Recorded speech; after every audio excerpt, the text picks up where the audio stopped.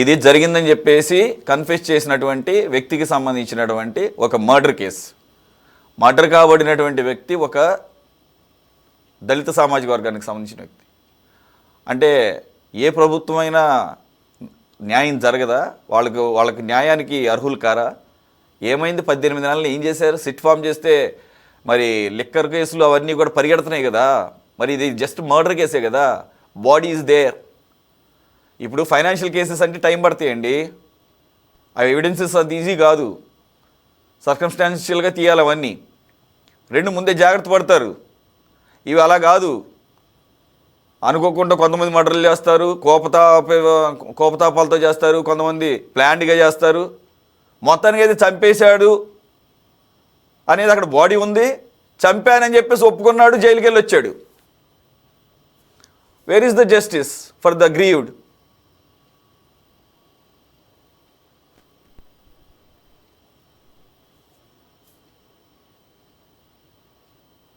Sir మ్యూట్లో ఉంది sir మీది.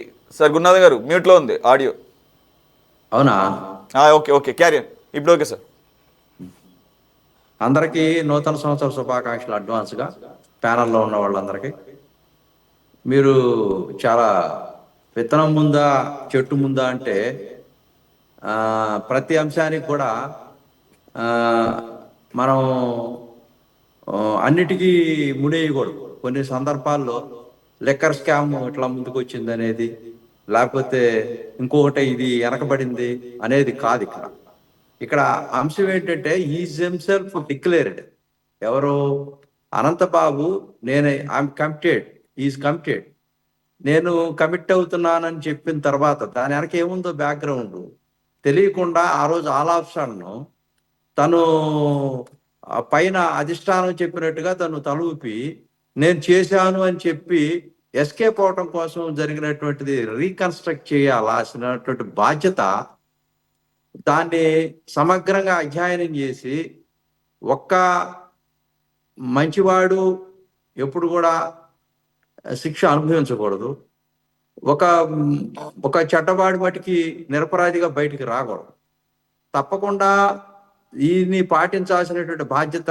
కక్ష సాధిస్తున్నారు అనేటువంటి అంశం ప్రభుత్వం మీద బురద జల్లేటువంటి కార్యక్రమం చేస్తున్నటువంటి ఈ సైతాన్ సైన్యం, మేము క్షుణ్ణంగా లేట్ అయినా లేటెస్ట్గా చట్టం ముందు అందరూ సమానులే. ఎక్కడికి లేట్ అయింది అనేది మటుకి అక్కడ పెద్ద క్వశ్చన్ కాదు. అక్కడ నిజం నిర్ధారణ తేలిందా లేదా? ఇప్పుడు చూడండి, వాళ్ళ మిస్సెస్ ఎవరు, రోజా గారు ఎలియాస్, ఆమె లక్ష్మీ దుర్గా గారు, వారు 29వ తారీఖున మరి హైకోర్టుకి వెళ్ళి ముందస్తు బెయిల్ కోసం అడగటం అనేది, మరి పోలీసు వారు తీసుకుంటున్నటువంటి చర్యలు ఆమెకు ముందుగానే ఎట్లో గట్టా పసికట్టి అక్కడ ఏదో ఎవరినో ప్రలోభ పెట్టి మొత్తానికి వెళ్ళినటువంటి అంశం మనందరం కూడా వెలుగులో చూస్తూ ఉన్నటువంటి నేపథ్యం. దీంట్లో కూడా ఎందుకు గవర్నమెంట్ డిలే అయ్యిందనే మీరు విన్నటువంటి ప్రశ్న డిలే కాదు. ఇక్కడ ఇందాక కోటేశ్వరరావు గారు కూడా అన్నారు, నేను దాన్ని ఒక సవరణ చేస్తా. వాళ్ళ తల్లిదండ్రులు, వాళ్ళ తండ్రి మళ్ళా వచ్చి మళ్ళా మీరు రీఅగైన్ మళ్ళా ఇన్వెస్టిగేషన్ చేయాలా, దీంట్లో న్యాయం జరగట్లేదు మాకు, ఏదో అసలు మాకు అగమ్య గోచరంగా ఉంది వైఎస్ఆర్ పార్టీ వాళ్ళు, ఇదంతా కూడా ఈ సైతాన్ సైన్యం ఆడుతున్నటువంటి నాటకంలో భాగం అని చెప్పి వాళ్ళు అపీల్ చేసుకున్న తర్వాత గవర్నమెంట్ దాన్ని బయటికి తీసి దాని మీద మళ్ళీ రీఎంక్వైరీ చేసి ఆ సిట్ అంతా కూడా నిగ్గుదేల్చడం జరిగింది.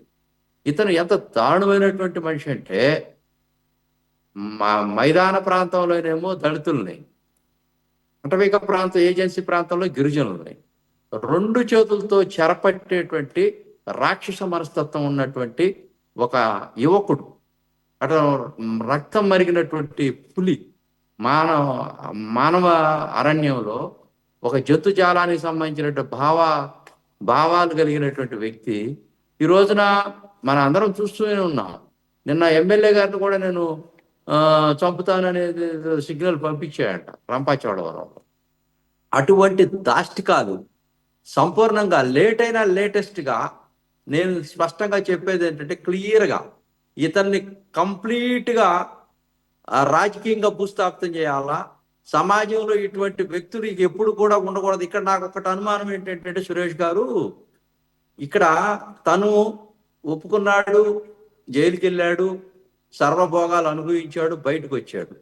వాళ్ళ వెనకున్నటువంటి బ్యాక్గ్రౌండ్ బయటికి రానియకుండా ఉండటం కోసం తను ఆ రోజున ఒప్పుకొని బైండ్ అయిపోయి తను రిమాండ్కి వెళ్ళిపోయాడని అనిపిస్తుంది. ఎందుకంటే వాళ్ళ భార్య కానీ తన అనుచరులు కానీ అక్కడ సీన్ ఆఫ్ సీక్వెన్స్ లో కొంతమంది ఎవిడెన్సెస్ ని మభ్యపెట్టేసి డైవర్ట్ చేసి కేసుని ఆ డైవర్షన్ లో రిజల్ట్ ఓరియంటెడ్ గా లేకుండా చివరిలో జడ్జిమెంట్ సరిగా రాకుండా కేసు కొట్టే విధంగా అప్పుడున్నటువంటి పోలీస్ వ్యవస్థ మొత్తం కూడా దీన్ని నాటకాలు ఆడించినట్టుగా నాకు స్పష్టంగా అనిపిస్తా ఉంది. అందువల్ల అతను ఆ రోజున సరెండర్ అయ్యాడు. ఈ రోజున మరి మేడం గారు వాళ్ళ మిస్సెస్ ఎవరైతే ఉన్నారో రోజా గారు, మరి వారు బెయిల్కి వెళ్ళారని అంటే ఇది తెలుగుదేశం పార్టీ నిజాయితీగా మరి సిట్టేసి దాన్ని బయటికి తీస్తుంటే తొవ్వే కొంది కుట్లగా పావులు బయటకు వచ్చినట్టుగా ఆశ్చర్యంగా కొలిపేటువంటి విధంగా అనేక అంశాలు రహస్యాలు బట్టబయలవుతా ఉన్నాయి. ఒకటి ఓదానికి. మరి అవన్నీ కూడా మనం పరిగణలో తీసుకోవాలా?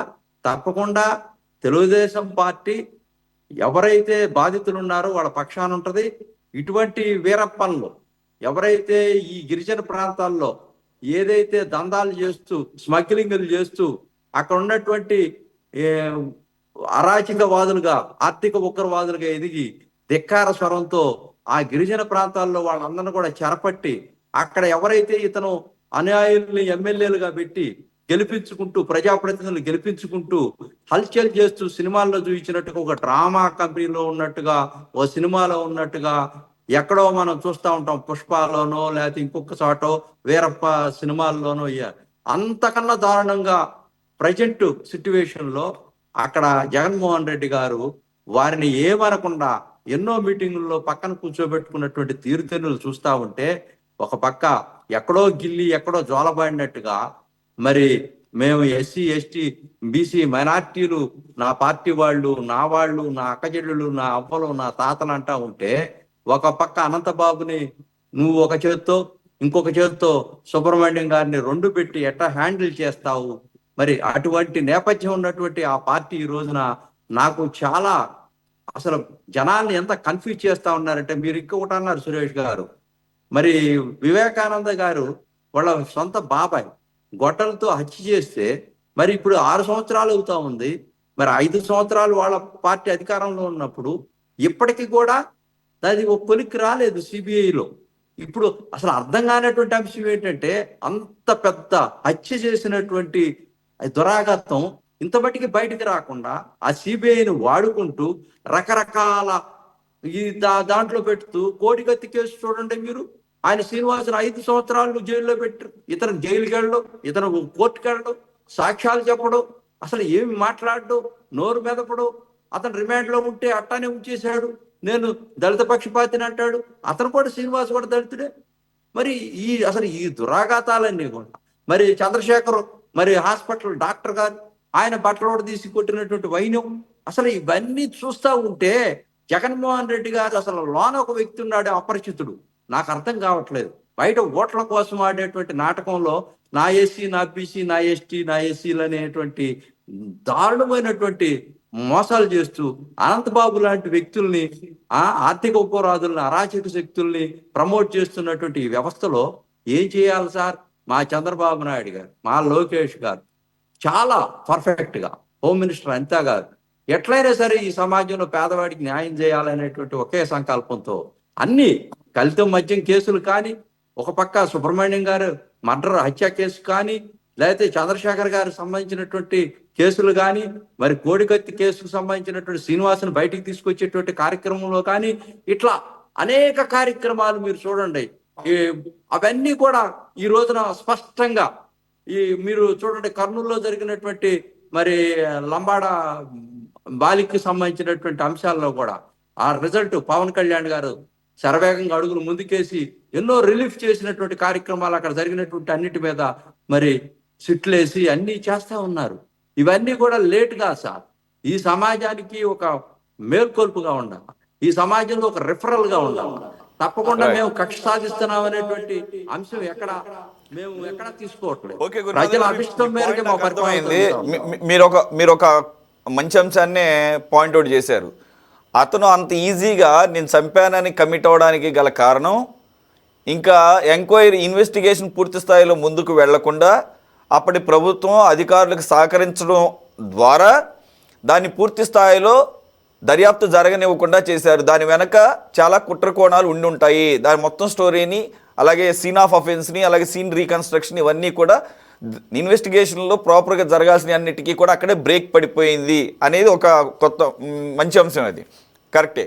మరి మీరు దానికి టేకప్ చేశారని నేను అనుకుంటున్నాను. మీరు చెప్పిన దాని ప్రకారంగా మేము అడుగుతాం, ఖచ్చితంగా మేము క్వశ్చన్ చేస్తాం, why so much of delay అని చెప్పేసి మీరు ఆన్సర్ చేయాల్సిన బాధ్యత మీకు ఉంటుంది. నేనేమంటున్నానంటే, రైట్, మీరు వచ్చిన తర్వాత ఇప్పుడు మాత్రం ప్రొసీజరల్గా వెళ్తుందని అనుకున్నప్పుడు మరి ఈ రకంగా ఇన్ఫర్మేషన్ ముందే లీక్ చేయటం ద్వారా మరి దానికి అడ్డుపడుతున్నట్టే. ఈ క్రిమినల్ ప్రొసీజర్ జ్యుడిషియరీ సిస్టమ్కి ఇండైరెక్ట్గా అడ్డుపడుతున్నట్టే ఎవరైతే ఆ ఇన్ఫర్మేషన్ లీక్ చేశారో. సో ఆ ర్యాట్స్ని కూడా మీరు కనిపెట్టి వాళ్ళ మీద కూడా చర్యలు తీసుకోవాల్సిన అవసరం కనబడుతుంది. సార్ రామారావు గారు, స్ట్రైట్ క్వశ్చన్ సార్.